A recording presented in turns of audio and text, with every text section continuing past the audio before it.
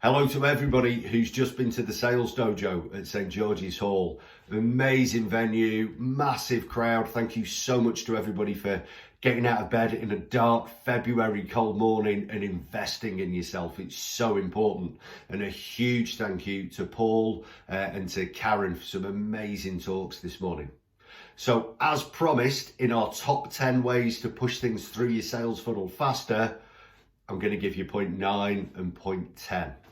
So point 9, I want you to look at your whole sales pipeline, how many contacts you have with people, how long that on average takes, and divide it into boxes. Then I want you to look at the very first box, that first meeting, that first conversation. This is where you can make the most difference. It's your discovery phase. I want you to look at what questions are you asking and what are you finding out. What are their current needs? What have they done before? Are you speaking to all the decision makers who are going to be the influencers, easy for me to say, of those decision makers? Sort of budget have they got? What are you trying to solve for them? What other companies are they looking at? What else is important to them at the moment that might make this go on the back burner? What have they tried before? Who are they friends with? Everything that you can get out of people in that discovery phase early on helps you nearer the end. If you're having a trouble near the end of your sales process, the majority of the time it's because you've done something wrong at the beginning. Closing, negotiating is dead easy if you've got the beginning bit right. So just review your discovery phase. When you have that first meeting, that first conversation, put yourself in the bin. Do not talk about your goods and services because they don't care. Find out about them. You've got to be a private investigator, a right nosy swine. Work on your questioning skills. If you can get a really brilliant discovery phase in your sales process, you'll divide the time it takes in half. You'll quickly work out who to put in the bin when. Become a great questioner, become great at discovery. Number 10 then, last one. What can we do to really drive sales home, to shorten that sales process for us and to get a much bigger interaction with people from this? Well, get creative, okay? Fear killed more goals than anything else. So think outside the box, be bold, take risks. This reminds me, I worked with a brilliant German company a few years ago. They had a really nice sales director who used to go out on the road a lot with his field sales reps, and he threw the rule book in the bin. They could do anything they wanted within reason and get creative to get deals over the line. And I went into a meeting with them one day. They had a new prospect. I won't say what industry they were in. I don't want to give away who they were.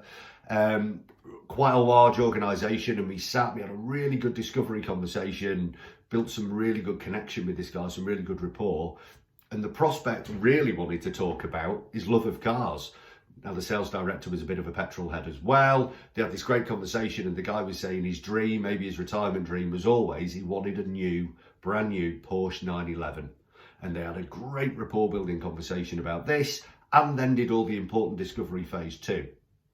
When we left the meeting, we went out and we went and had a cup of tea and we went through what was going on and how we could make it better. And as we were driving down the road, we drove past a Porsche dealership, and this sales director I was working with immediately pulled in. And we went in, thought he was going to give me a Porsche as a bonus or something. And we went up to the counter and he spoke to Porsche, and he got, I think it was 3 or 4 brochures on new Porsches and how to get a test drive and everything else.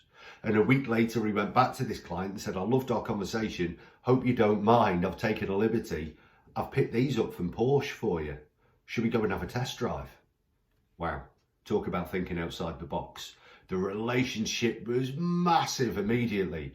Wasn't a big deal. It was a little thought, but it was putting his agenda completely to one side and really thinking about that prospect.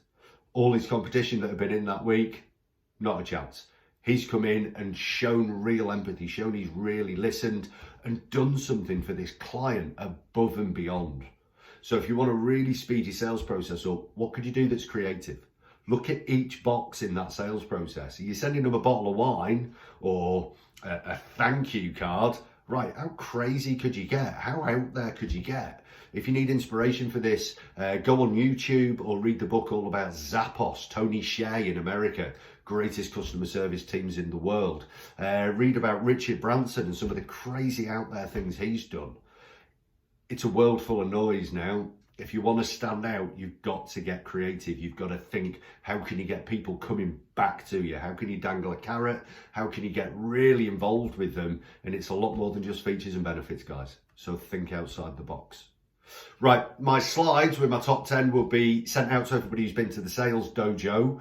Really appreciate you coming on and listening today. Thanks to everybody who attended this morning. What a great event.